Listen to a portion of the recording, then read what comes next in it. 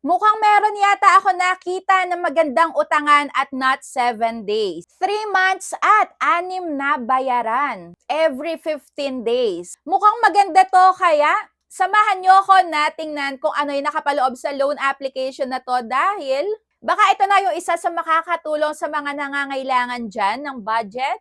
At bago lang to, ngayon ko lang to mare-review. Kaya samahan nyo ako sa may buong video na to at huwag mo na kayo syempre mag-i-install at mag-a-apply. Tingnan nyo muna kung pasok din sa banga itong loan details nila. So ano nga ba yung loan application na to? Ito ay walang iba kundi ang Finara Credit Fast Cash Loan and under ZRT Credit and Lending Corporation, chinek ko yung kanilang SEC registration at pasok sa banga, registered naman sila. Kaya ayun na, simulan na natin.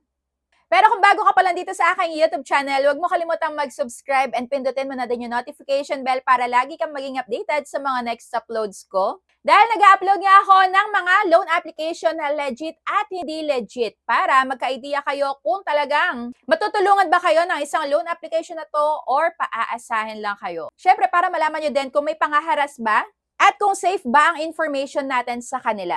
So yung maximum nga dito na pinapautang ay up to 50,000 pesos, 91 up to 360 days. Yes, hindi lang siya 7 days. Dahil ang ganda nga ng pinakitang loan terms dito. Disclaimer, ayan, ito ay base din sa may personal experience ko ng pag-a-apply sa kanilang loan application and dahil sa inyo pa din yung 100% decision kung mag-a-apply kayo or hindi. Basta mahalaga nagkaroon kayo ng idea kung okay ba to or hindi. So ito nga is, pwedeng ma-download sa My Play Store pero ayaw nilang magpa-screenshot ng application nila. Kaya sorry kung hindi ko sa inyo mapapakita yung pinaka nilalaman ng application nila. Pero ayun nga, ilalagay ko na lang dyan yung mga mahalaga.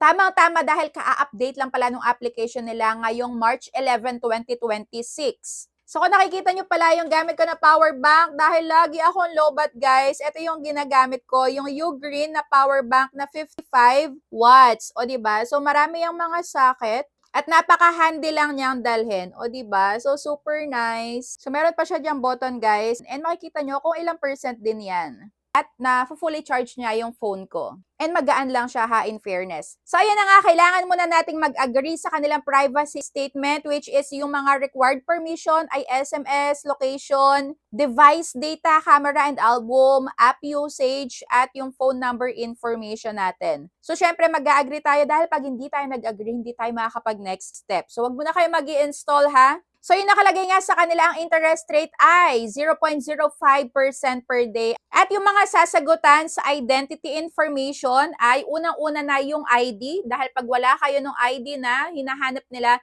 hindi kayo makakapag-try dito. So yung mga ID naman is UMID or UMID, SSS, passport, driving license, PRC, postal ID, national ID, pwede ang physical or electronic, GSIS, at PhilHealth ID. So ayan, pipicturean nyo lang yung ID nyo and ilalagay nyo nga yung ID number nyo, first name, last name, middle name, birthday nyo, gender. Ayan, hindi kasi mapapakita dito dahil hindi nila inaalaw yung screenshot and kailangan nating i-respect yun. At sa personal information about naman dito sa may pinagtatrabahuhan natin. So pwede dito yung accounting, architecture, art and sport, farmer, freelance, housewife, self-employed, student, and others.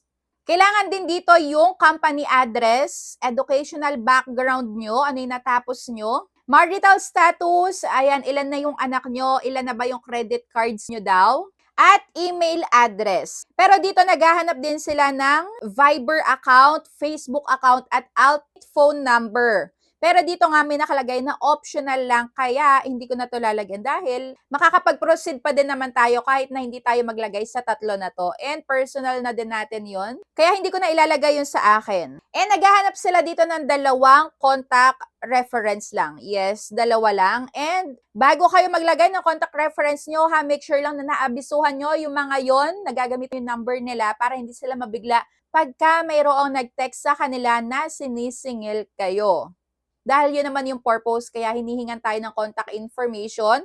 Pag hindi tayo makontakt, sila ang kukontakin. So, ganun.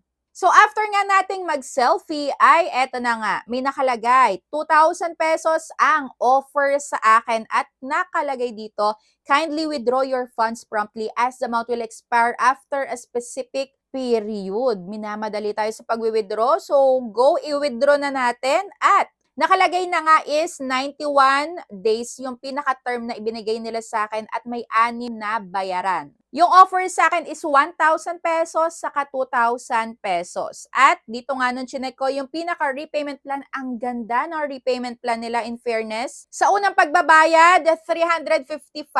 Pangalawang pagbabayad, 352. Pangatlong pagbabayad, 349. Pang-apat na pagbabayad, 347. Pangalimang pagbabayad, 344 at yung pang-anim, 302. So ayun, pababa yung amount na babayaran natin dito at ito ay 15 days to pay. Tama, sakto. Every 15 days tong babayaran at May, June, July. So ganon, 3 buwan talaga siya, ang ganda. At yung mababawas lang sa may ilaloan natin dito is 30 pesos. Sa amount na 2,000 pesos, ang makakaltas lang ay 30 pesos. O di ba? Pwede na din. So ito yung mga hinahanap natin na maganda yung repayment plan and maliit lang yung makakaltas. Lalo na kung talagang kailangan ng cash, di ba? Mas magaan pag maliit lang yung kaltas. And kailangan na daw maglagay ng e-wallet, pwede ang GCash, Maya, and Grab Pay. So, tinry ko naman yung 1,000 pesos and 6 terms pa din, 6 na bayaran, tapos 91 days to pay. So, yun pa din. At yung repayment dito nakakatuwa. Yung unang pagbabayad ko, 177. May pagitan ulit na every 15 days. Yung pangalawa kong pagbabayad, 176. Pangatlong pagbabayad, 174. Pang-apat, 173. Pang-lima, 172 at yung pang-last ay 151.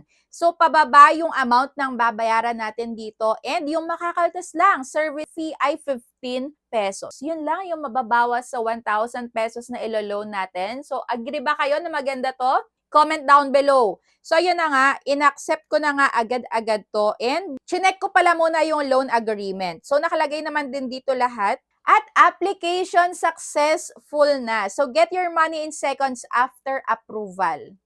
Kaso lang, nakakaloka naman to. Ayan, instant talaga, instant.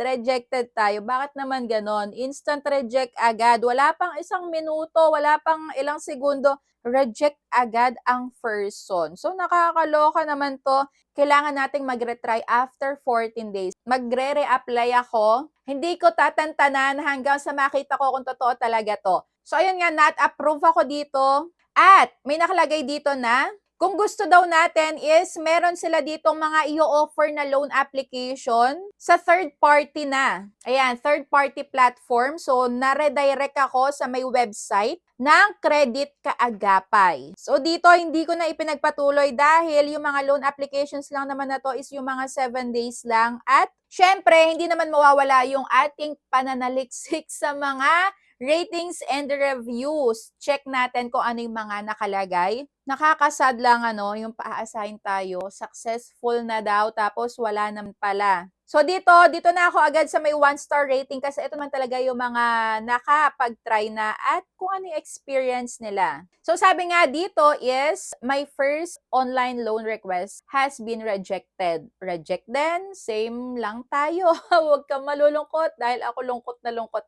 Bakit naman rejected agad? Change into 1-star instantly rejected. Only 1K loan at first loan credit. Hindi pala siya convenient and hindi maaasahan. So, wag nyong subukan. Sabi ni Rose. At sabi naman ni Vince, I don't recommend this lending app. They will not approve you after they finish gathering all your information. So, feeling ko naman wala pa ditong naaaprobahan dahil puro rejected yung mga nababasa ko. Ayan, hindi ko to palalampasin. Mag-a-apply ako ulit dito, guys. I-update ko kayo. Dahil ang ganda ng terms, di ba? So, kayo, comment down below kung na-try nyo na to, kung sino man sa inyo dyan yung nakapag-try na. Dahil sinearch ko nga din to online. Wala ako nakikita mga nag-share na experience nila. So, ayun, yung status nila is registered naman. Kaya, pwede nating applyan. Yun nga lang, wag tayo agad Pakakampante na sa unang try natin is 100% approve agad dahil ako rejected. Nakita nyo naman and nakakalungkot. So ayan guys, thank you for watching. Gagawin ko to ulit ng update. Dahil yung mga ganitong loan application yung mga dapat naglalabasan na sana, hopefully din is totoo yung mga nandito sa loob ng application nila dahil talagang makakatulong to sa mga nangangailangan. What more kung malakihan pa yung mga i-offer nila, no? Dahil up to 50,000 pesos to. Tapos, maliit lang din yung makakaltas. So, ayun guys, samahan niyo ulit ako sa may next na update ko and share your experience about this loan application. So, thank you for watching and see you on my next vlog. Bye!